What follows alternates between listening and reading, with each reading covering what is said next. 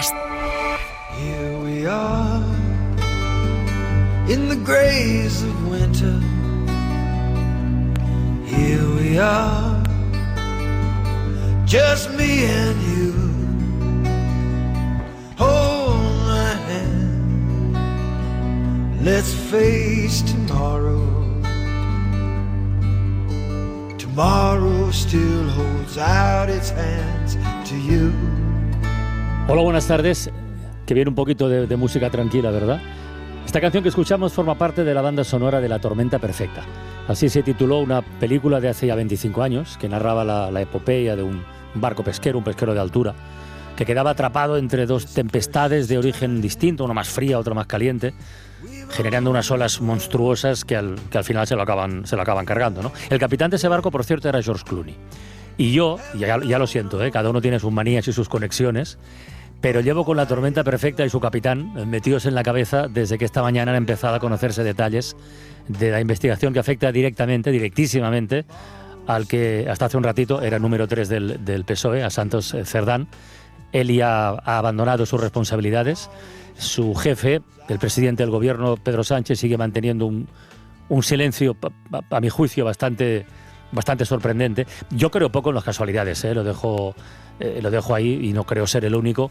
Esta suma de bombas judiciales, sobre todo el procesamiento del fiscal general del Estado y ahora el tufo de corrupción que desprende el caso Koldo, Ábalos o Cerdán, como queramos llamarle, esto no creo que sean fenómenos meteorológicos que surgen así de manera espontánea. Pero bueno, hay algo muy importante y muy diferente. La persecución al fiscal, eso tiene pinta de ser algo, como dijo la ministra Pilar Alegría, cosas difíciles de entender. Bueno, pues eso, ¿no? Tiene pinta, de ser algo parecido a una operación político, mediático, judicial a partir de una mentira. Y que bueno, eso ya veremos cómo termina. Pero esto de hoy, también ya veremos, pero esto huele a otra cosa, huele al eterno problema que salpica la política española con el tema del dinero, mucho dinero de las obras públicas y su relación con las cuentas de los partidos o de algunas personas de esos partidos.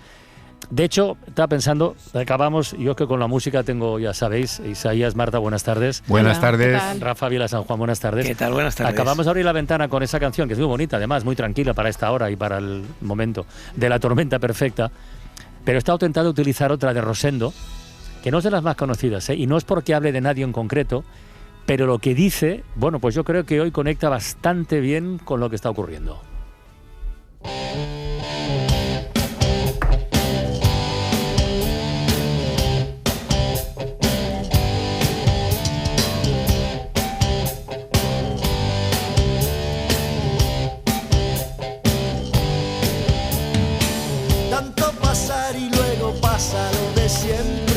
Se te amontona el temporal, siempre pegándole un sablazo al remanente, no vas pa'lante ni pa' atrás, y todos los demás en un rincón, evitando la conversación, no tienen que dudar, maldicen sí, pero solo saben aguantar, apaga y vámonos. Antes de ayer ya nos la clavaron otra vez. Hombre, a lo mejor el verbo clavar resulta un poco excesivo, pero yo creo que el conjunto del mensaje de la canción, que no habla precisamente o directamente de eso, pero podría tener una lectura que la verdad que le cuadra perfectamente. Bueno, esta tarde más que nunca es momento de escuchar las voces de periodistas de la cadena SER que están siguiendo este asunto desde sus orígenes hace ya unos cuantos meses, porque hay que recordar que este es el segundo secretario de organización con, digamos, problemas en el Partido Socialista. Así que vamos a saludar a Miguel Ángel Campos. Miguel Ángel, buenas tardes. Buenas tardes. Y no es un detalle menor, No es un detalle menor, nada, Carlas. Para nada. Que sean dos secretarios de organización consecutivos, los dos implicados en este procedimiento. Pedro Jiménez, compañero de tribunales, periodista de tribunales. Buenas tardes, Pedro, ¿qué tal? ¿Qué tal, Francina? Buenas tardes. Y el jefe de Nacional de la SEAL, Guillermo Lerma, buenas tardes. ¿Qué tal, Carlas? Buenas tardes. Estos pocos minutos que han transcurrido desde el anuncio de renuncia de Santos Cerdán hasta ahora, no ha habido ninguna cosa nueva por parte de la Moncloa, ¿no? Por ahora no. Por ahora no, Carlas. La Moncloa lo que asegura es que el presidente está desde esta mañana estudiando junto a sus asesores los informes, la documentación que consta en el sumario que se ha levantado esta mañana, y lo dicen estudiar con profundidad antes de hacer cualquier tipo de valoración. Lo que sí que podemos confirmar, Francino, es que Santos Cerdán, antes de mandar el comunicado a la prensa, el comunicado en el que anuncia que renuncia a todos sus cargos, también que entrega el acta de diputado, ha pasado por el Palacio de la Moncloa, ha estado en la sede de la presidencia del gobierno. No nos confirman si se ha visto o no con Pedro Sánchez. Parece bastante obvio, a la vista también de la versión que venía dando la Moncloa desde ayer, que la versión que daba el equipo del presidente es que creían en la inocencia de Santos Cerdán, así que te puedes imaginar que las informaciones que estamos conociendo a lo largo del día de hoy han caído como un auténtico mazazo tanto en Ferraz como en Moncloa. Decía Campos hace un momento que no es un detalle menor que sean dos secretarios de organización los que se han visto involucrados en problemas, en asuntos, en denuncias de este tipo. Hay una diferencia entre los dos, y es que Ábalos no renunció a su acta de diputados y Santos Cerdán sí. No sé si eso nos da pie a pensar en algo de lo que puede venir en el futuro, pero en fin, esto nos queda de momento en el terreno de las elucubraciones. Así que vamos a los datos. Miguel Ángel, ¿por dónde empezamos? Venga, empieza por donde quieras. Vamos, Carlas, lo que nos da una idea es de que la gota ya había colmado el vaso prácticamente, ¿no? Que era insoportable mantener también el acta de diputado si quieres que permanezca el gobierno, y tenía que cortar con precisión quirúrgica o intentar cortar esta gangrena con precisión quirúrgica, ¿no? Y veremos si lo consigue, ¿no? Desde luego lo que podemos adelantarte a esta hora es que con toda probabilidad Santos Cerdán, a pesar de que ya no va a ser aforado en cuanto oficialmente se entregue el acta, por la inescindibilidad de la causa, con toda probabilidad va a continuar en el Supremo, al igual que pasó con Koldo García, que no es cargo, pues que está imputado en el Supremo y declara en el Supremo. Pues también Santos Cerdán tendrá que declarar, a pesar de que ya ha perdido el aforamiento en el Supremo, y el día 25, cuando dijo que iba a declarar de forma voluntaria,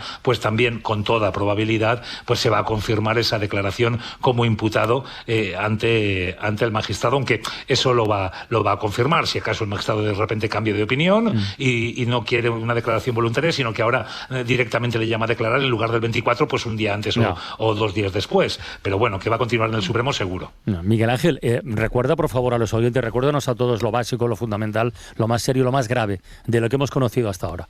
Bueno, ya lo avanzábamos ayer en la SER, es un informe de 490 páginas que recoge hasta 8 conversaciones grabadas por Koldo, que parecía Villarejo, de una continuidad temporal increíble, prácticamente desde, 2014-15, él grababa con asiduidad sus conversaciones. En una de ellas, tal y como avanzó la SER, Santos Cerdán habla de la supuesta deuda de constructoras, con frases como "y nos queda lo de Sevilla" o "son 550.000 y de ahí descontamos". La UCO concluye que esta conversación evidencia que estas sociedades tenían una deuda de 450.000 euros con los implicados y que previsiblemente les habían abonado ya por el amaño de obra pública un total de 620.000 euros. La UCO detalla los proyectos y empresas concretas, como Acciona, y destaca en su informe que Santos Cerdán, José Luis Ábalos y Koldo mantuvieron esta operativa de carácter recurrente continuada en el tiempo, literal, y que el secretario de Organización Socialista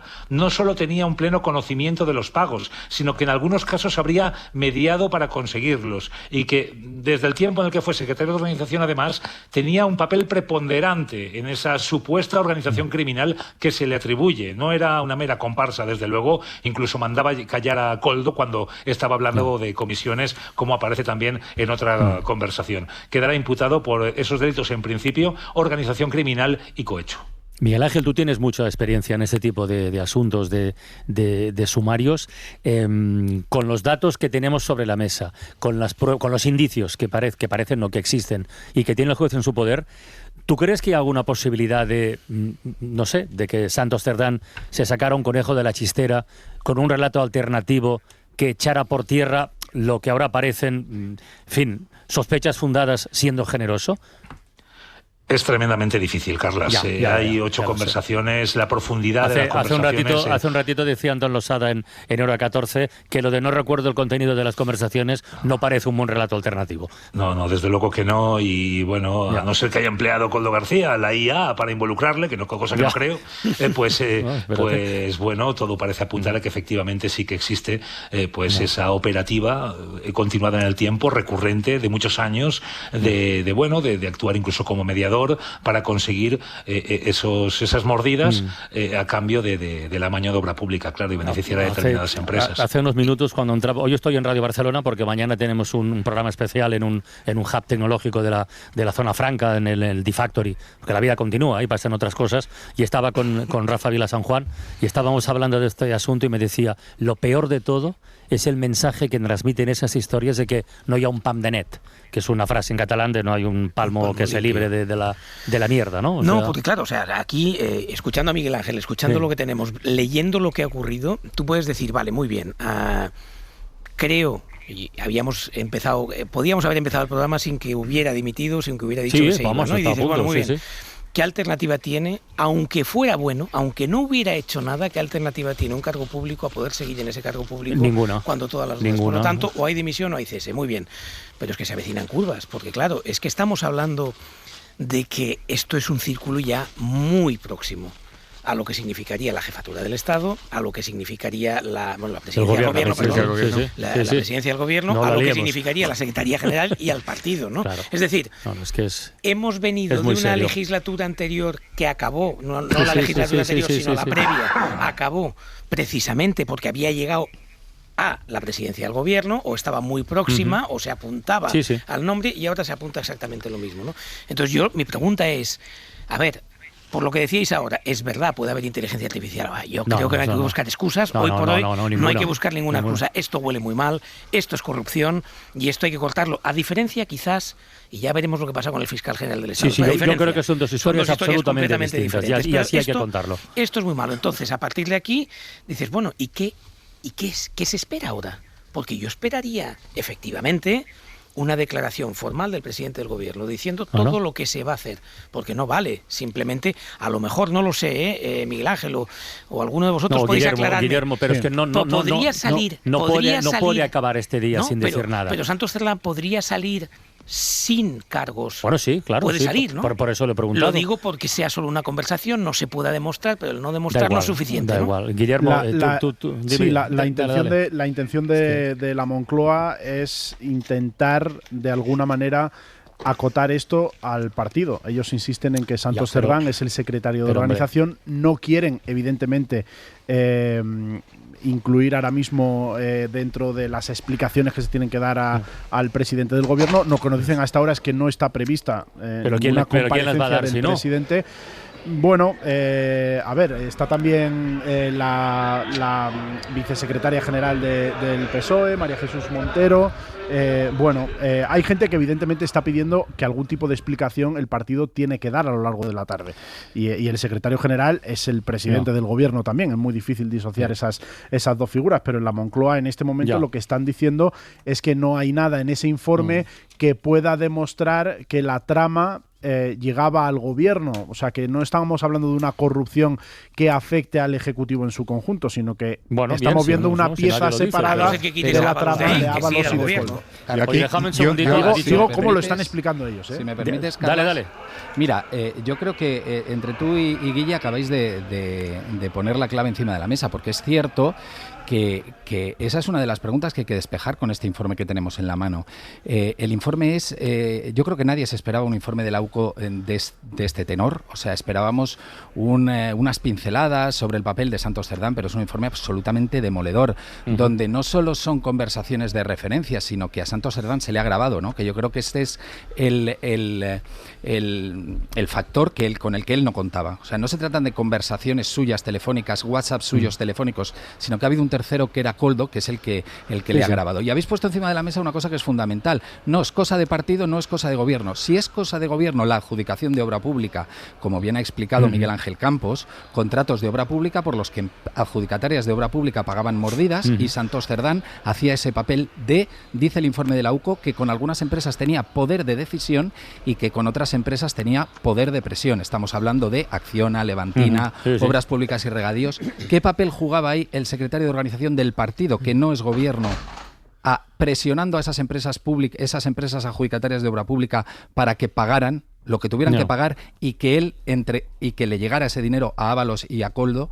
¿Cuál era el papel que jugaba exactamente ahí el secretario de organización? Es verdad que es una cosa que se queda en la figura del secretario de organización, pero se estaba arrogando, estaba ejerciendo una función que desde fuera a todos nos sorprende y nos parece raro que se encargara de hacer de árbitro entre la mordida y el receptor de la mordida, según el informe de la UCO. Déjame incorporar a la conversación a Mariola Urrea, que es catedrática. Un segundo, Miguel Ángel, perdona un segundo. Carlas, simplemente un punto más. Dime. Ahondando en lo que dice Pedro, que va por ahí la historia, va a ser muy difícil encapsular en Santos Cerdán, en Ábalos y en Koldo toda esta historia. Claro. Porque Santos Cerdán no tenía ninguna capacidad de contratación y el ministro Ábalos tampoco la tenía directamente. Quiero decir, hay por debajo directores generales, hay cargos intermedios designados que para lograr ese tipo de adjudicaciones tienen que haber hablado con ellos, haberse concertado para poder amañar esas mesas de contratación. Y si eso se demuestra, va a ser tremendamente grave. Ya. Quiero incorporar a la conversación a Mariola Urrea, catedrática de Derecho Internacional y de la Unión Europea. Mira, hoy precisamente se conmemoran los 40 años del ingreso de España en la Unión Europea, que por cierto el Partido Popular ya se ha descolgado del acto institucional de esta tarde que va a presidir el rey. Esta mañana escuchábamos a Mariola en Hoy por Hoy. Yo la escuchaba decir, antes de conocerse este sumario judicial, el informe de la UCO, todo esto, decir, ostras, es que no entiendo muy bien por qué Pedro Sánchez está atando su futuro a dos figuras como Santos Cerdán y el fiscal general del Estado. Bueno, ya con los datos sobre la mesa, Mariola, buenas tardes. ¿Qué tal? Muy buenas tardes. Bueno, pues puedes seguir el razonamiento. ¿Lo seguimos por ahí o lo cogemos por otro lado? No, está muy bien por ahí, pero déjame que comience diciendo que la información que se está conociendo resulta absolutamente impúdica, es indignante, erosiona la confianza de simpatizantes y votantes del Partido Socialista, además de los cuadros de partido que hacen un trabajo honesto todos los días en los ayuntamientos, en las diputaciones, en el gobierno también. Y esto yo creo que demuestra la gravedad de lo que tiene por delante el gobierno y el partido. En los últimos días, Carles, yo tengo la percepción de que desde la Moncloa, desde Ferraz, se trasladaba una sensación de cierto noqueamiento, de cierto descontrol y de, digamos, no tener sensación de estar ante algo que requería informaciones muy contundentes, informaciones muy precisas, para proteger dos cosas. Una, la imagen de los partidos como artefactos de intermediación entre el ciudadano y la representación política, y los gobiernos como estructuras de gestión de las políticas públicas. Y yo empezaría por aquí en el sentido de decir, se ha perdido un tiempo magnífico y no se ha dado esa sensación de tranquilidad y de control sobre lo que estaba ocurriendo y la gravedad de lo que estaba ocurriendo. Solo se me ocurre, Mariola, que se haya perdido ese tiempo, porque solo se me ocurre, porque el gobierno o quien fuera no tuviera ni la más remota idea de lo que iba a venir encima. Porque si tenían idea, aún se entiende menos. Sí, en todo caso, quien está al frente de un gobierno y quien está al frente de un partido, entre otras cosas, tiene que tener, digamos, el olfato para dimensionar bien la gravedad de las cosas y estructurar una política informativa y de rendición de cuentas a la altura de las circunstancias y del desafío que nos encontramos. Y yo apuntaba esta mañana que me resultaba muy difícil de entender por qué el presidente del gobierno ata su futuro el fiscal general del Estado y digamos al proceso judicial con todas las dudas que esto genera del fiscal general del Estado y al de Santos Cerdá, a la vista del comunicado de ayer del Partido Socialista, porque creo que no es un modelo, digamos, de gobernanza razonable. Obviamente, el fiscal general del Estado tiene que defenderse ante los tribunales, pero eso no quiere decir que tenga que hacerlo desde la institución. Obviamente, Santos Cerdá tendrá una presunción de inocencia cada vez más erosionada en función de lo que se está conociendo y tiene todos los derechos y las garantías procesales en el proceso penal. Pero eso no quiere decir que el Partido Socialista tenga que unir su futuro a él y muchísimo menos el secretario general del partido. Dicho todo esto, ¿y ahora qué? Ay, perdona, Mariola, que Guillermo, confírmalo, pero se anuncia una comparecencia de Pedro Sánchez desde la sede del PSOE en Ferraz para esta tarde. A las 5:15 de la tarde habrá una rueda de prensa del secretario general del PSOE y presidente del Gobierno, Pedro Sánchez. Has dicho rueda de prensa, ¿eh? Rueda de prensa, así nos convocan a los medios, o sea que va a haber preguntas al presidente del Gobierno, que lo venimos recordando, Carlas, toda esta semana. Lleva 44 días sin responder preguntas de los medios de comunicación. Pues va a ser esta tarde, en cuestión de 45 minutos, cuando Pedro Sánchez comparezca desde la sala de prensa de la sede del Partido Socialista en Ferraz. No es nada habitual que utilice esa sala de prensa para comparecer, siempre lo hace en la Moncloa. Eso va en línea con la estrategia con lo que decías tú antes, ¿no? Eso es.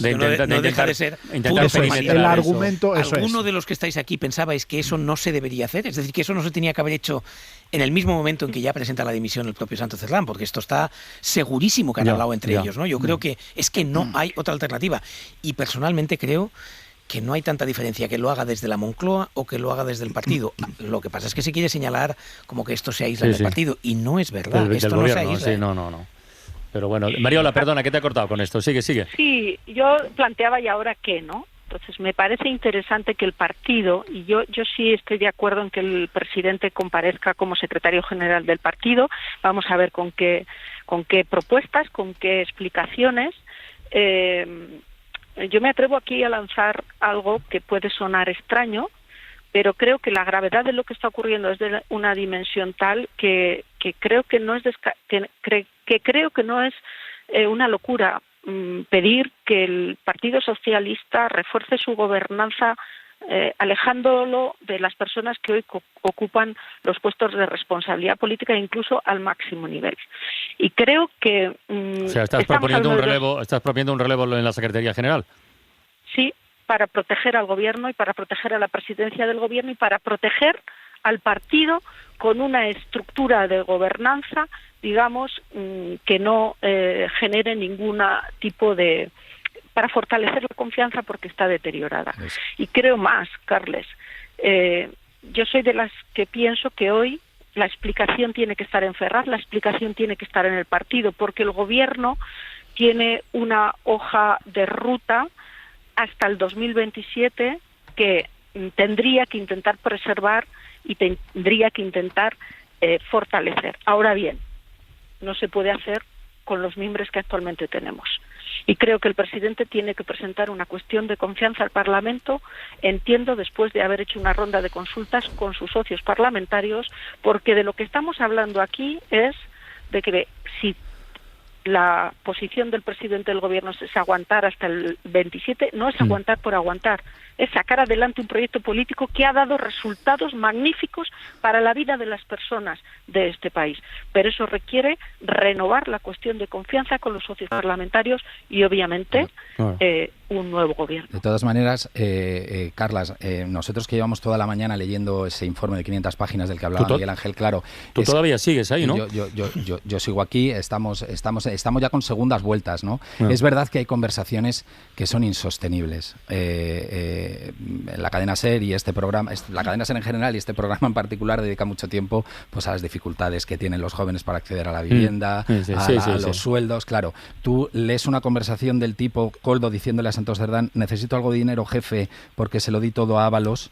Y que están hablando en esos términos de confianza en una conversación privada que termina diciéndole Santos Cerdán a Koldo: ¿cuánto se le debe hasta ahora? Y le dice Koldo, 150.000 euros que se le deben a Ábalos. Y dice Koldo, y a mí 50, ¿eh? Y se ríe. Ja, ja, ja, a mí 50. ¿Ha quedado claro, no? ¿Ha quedado claro que a mí se me deben 50? O sea, hay una serie de conversaciones, Carlas, que son absolutamente insostenibles, ¿no? Y que chocan directamente con el discurso, ¿no? del gobierno y del Partido Socialista. Es que la UCO monitoriza prácticamente todos los últimos 10 años de Santos Cerdán, Koldo y Ábalos. Habla de esa relación Koldo-Santos Cerdán en Navarra, cómo ahí entran en contacto con un directivo de Acciona, con otro empresario que acaba convirtiéndose en socio de Koldo, y cómo esa relación la exportan a Madrid. Y conforme van ganando más cuota de poder, porque Santos Cerdán acaba siendo secretario de organización del Partido Socialista y Koldo pasa de ser conductor de Ábalos a ser su asesor áulico, pues claro, tienen un poder de decisión sobre obra pública que llevaba aparejada, según este informe, una mordida por cada adjudicación, ¿no? E insisto, hay conversaciones que son muy, muy difíciles de sostener, incluso las de Ábalos y Koldo, insultando los dos a Santos Cerdán porque no ha hecho nada por ellos y porque les debe los 450.000 euros de los que hablaba Miguel Ángel Campos, que adelantamos en la llamada de ayer por la noche, insultándole con insultos que no se pueden reproducir en este horario infantil. Y si me permitís, hay una cosa que quizás no estamos hablando tanto, ¿no? Pero hay dos factores ahí que hay que tener en cuenta. El primero, Santos Cerdán es quien le consigue la legislatura negociando con Puigdemont en Bruselas y haciendo que todo el movimiento pues en Cataluña y Junts per Cat se vuelque con esta candidatura. Y para mí una cosa todavía más grave, que es que hay una acusación de falsedad en unas primarias, que es decir, tú pon dos papeletas que aquí tenemos que hacer ganar a este, ¿no? A mí eso sí que me parece, una cosa es corrupción, que es verdad y se tiene que castigar penalmente, la otra cosa es no ser demócrata, es decir, haber perdido el juicio pensando voy a ganar unas primarias de esta manera, ¿no? Y que le puede abrir un frente interno, ¿verdad? Eso de las primarias le puede abrir un frente interno con gente del partido, ¿no? Dale, Mariola. Pero por eso planteaba yo un poco... Espera, Campos, dale, Mariola, dale tú. Sí, no, decía que por eso planteaba yo estas propuestas que pueden sonar extraordinariamente duras, pero creo que serían de la contundencia que requiere la gravedad del momento y sobre todo pensando, porque lo creo también con la misma honestidad con la que estoy hablando, creo que el presidente del gobierno es un buen presidente del gobierno y tiene todavía capacidad para sostener esta legislatura, pero eso sí, actuando en todos estos frentes. Creo que no es la persona en estos momentos seguramente para pilotar el partido. Yo no voy a entrar en cómo se gobierna un partido porque ni lo sé ni me corresponde, pero maestros tiene la Iglesia, decía también esta mañana yo en la SER. Hay experiencias en el Partido Socialista de secretarios generales que no son presidentes ni de presidentes que no son secretarios generales y estamos en un momento excepcional y hay margen para sacar adelante los 2 años que quedan de legislatura, eso sí, tomando las riendas de la situación. Cuestión de confianza, nuevo gobierno y nuevo plan de acción. Porque también es verdad una cosa, y no olvidemos, aquí no podemos ser ingenuos nadie. El gobierno está siendo sometido a un acoso que no es explicable con lógicas ni jurídicas ni políticas propias de la normalidad. Y hay actores muy potentes que están esperando la rapiña de lo que caiga y el deterioro de los sistemas democráticos. Aquí hoy una pregunta tiene que ser cómo preservamos mejor las estructuras democráticas de un país. Y creo que esto es un debate en el que están interpelados los ciudadanos, están interpelado el gobierno, están interpelados los partidos y están interpelados los socios parlamentarios. Lo que sucede es que todas estas cosas que planteas, Mariola, que son razonables, digamos, solamente servirían como cortafuego si el asunto se encapsula en 3 presuntos delincuentes que se lo han llevado a su bolsillo. Es decir, que estuvieran negociando comisiones para llevarlo a paraísos fiscales o debajo del colchón de su cama, ¿no? Pero claro, si no es así, pues todas estas medidas que dices posiblemente serían insuficientes. Y cabe más todavía plantear, Yo creo que como ciudadanos que estamos haciendo la declaración de la renta, parece mentira que después de 50 años de democracia estemos a vuelta la burra al trigo. Es decir, parece mentira que no se tomen las medidas que, aparte del ruido, entremos en las nueces para que efectivamente la llegada de delincuentes a un gobierno, a un partido, que esto ha pasado, pasa y quizás pase en el futuro. Hombre, adoptemos una medicina preventiva. Y yo no veo un gran interés por parte de los partidos en tomar las medidas suficientes para que esto sea así. La verdad. Y el control de los dineros públicos. Esta mañana, con el capitán de Todo por la Radio, que por cierto se ha quedado ya sin Todo por la Radio, Tony Martínez, buenas tardes. Hola, ¿qué tal? Buenas tardes. A las 5:15 seguiremos en directo la rueda de prensa del presidente del gobierno. ¿Tú recordabas un episodio de cuando... déjame que os lea una noticia que esta mañana estaba mirando. Una noticia que no es de última hora, es una noticia del 24 de abril de 1991 y la publicó el diario El País y tiene relación con lo que estaba diciendo ahora mismo Isaías. La noticia del 24 de abril de 1991 decía lo siguiente. El ministro de Obras Públicas, José Borrell, convocó el miércoles día 17 en su despacho a los presidentes de las grandes empresas constructoras para exhortarles, en nombre del presidente del gobierno y en el mío propio, entrecomillaba el periódico, a no pagar comisiones a ningún partido político para obtener concesiones de obras.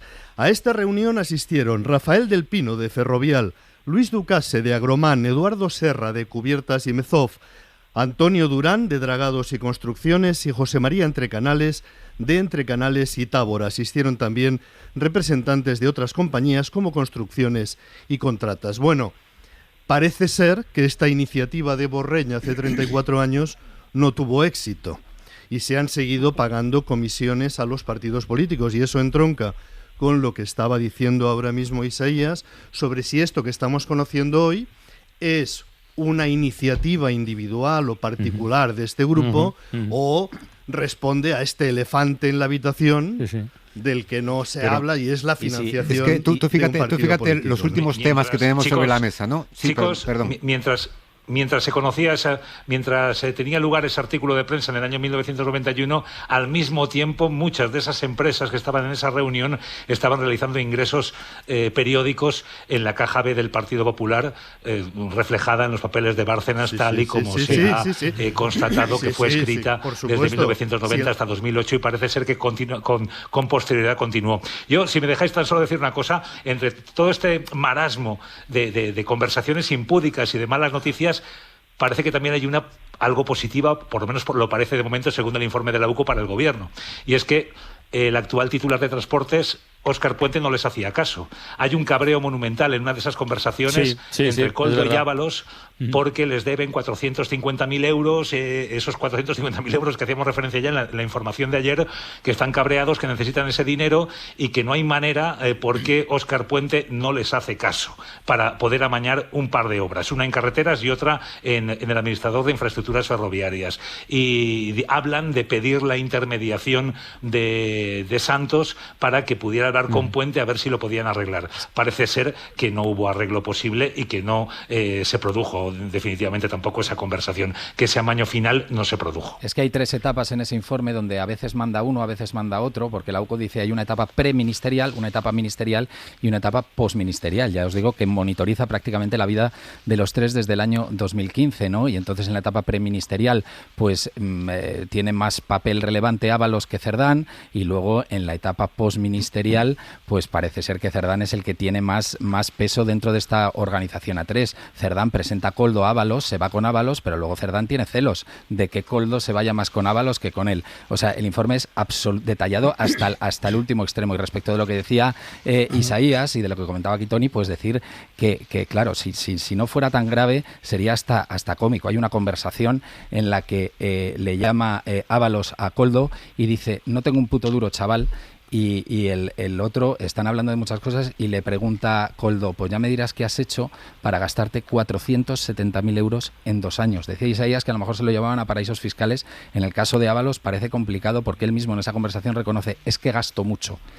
Pero Koldo le reprocha que se haya gastado 470.000 euros en 2 años, que parece que era Koldo un poco el que llevaba las cuentas, ¿no? Yo de todas maneras distinguiría entre el contenido y contra la sustancia y la forma, ¿no? Porque hemos reiterado hasta la saciedad que ninguno seguramente soportaríamos que nos revisasen los WhatsApp que lanzamos y nuestras conversaciones telefónicas con amigos, ¿no? Y estos eran bastante amigos, por lo que se ve. Entonces, la forma, bueno, pues puede ser más más zafia, o puede ser más elegante. Pero vamos, aunque hubiera sido una conversación en lenguaje cervantino, lo que se desprende de la conversación, desde luego, es tremendo. Y vuelvo a repetir, o sea, estamos ya meses, años, ¿no?, discutiendo sobre la inviolabilidad del rey, y el rey sigue inviolable, cuando hemos descubierto que la inviolabilidad ha permitido llegar casi al delito al rey emérito. Estamos discutiendo sobre el papel de los consortes, ¿no? Bueno, sin casi. El papel de los consortes. Bueno, pues que se arregle el papel de los consortes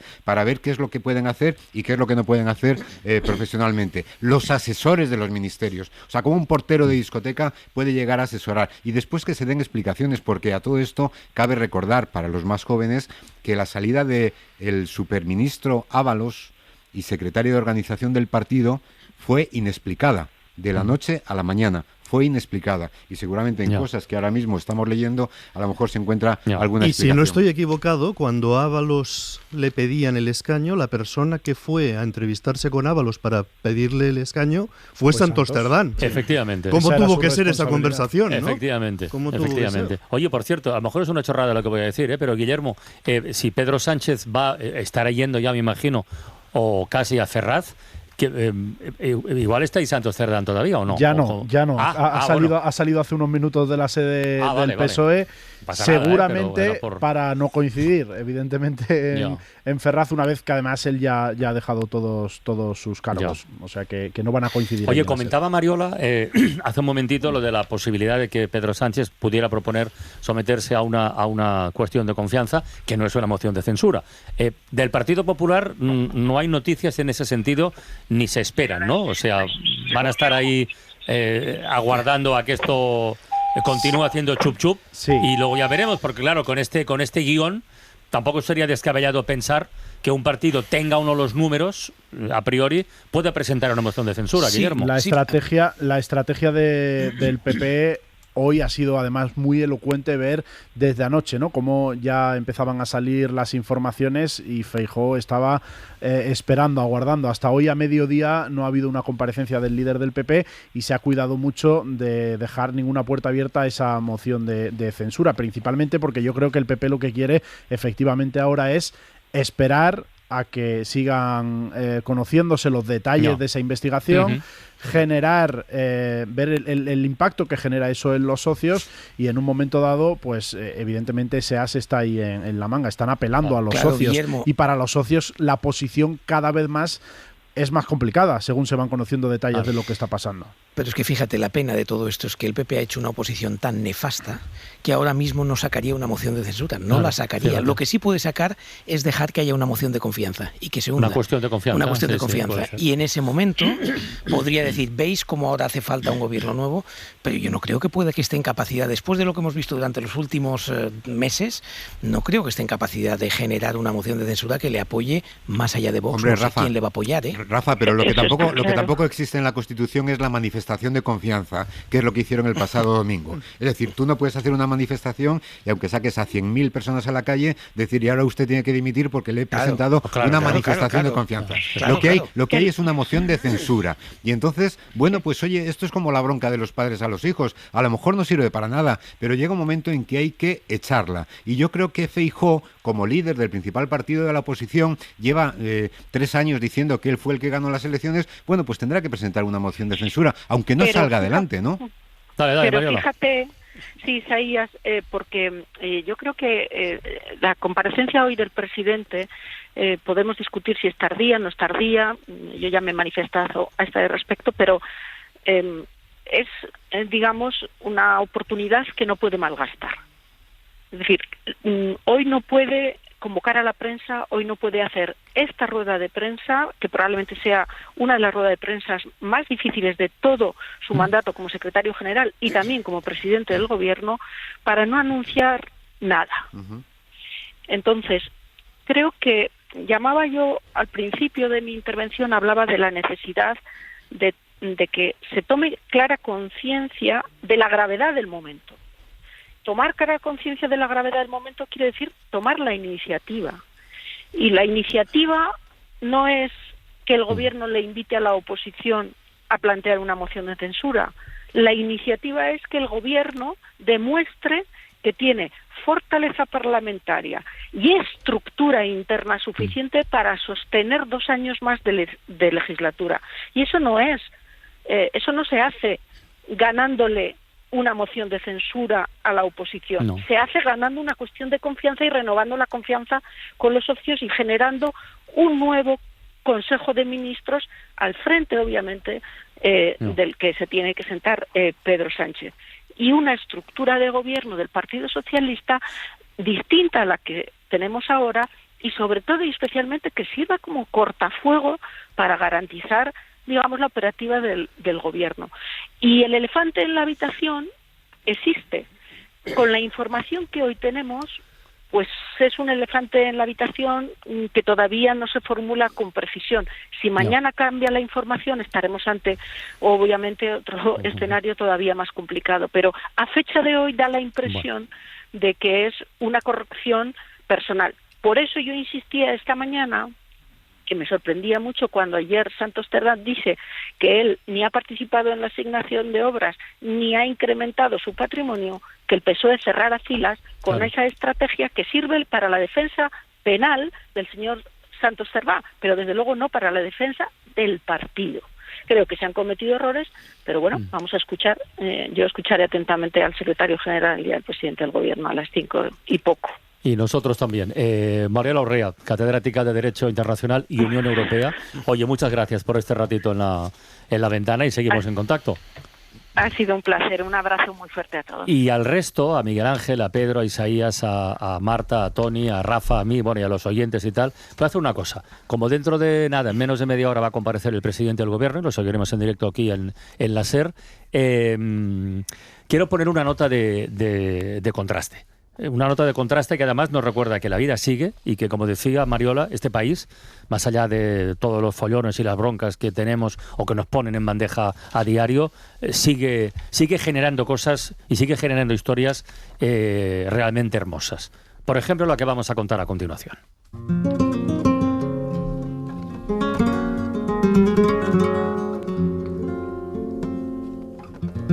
Además, con esto que comentaba Pedro antes, de que gente joven, tal, que no tiene acceso a la vivienda, escuchar estas conversaciones, la urticaria que les puede provocar.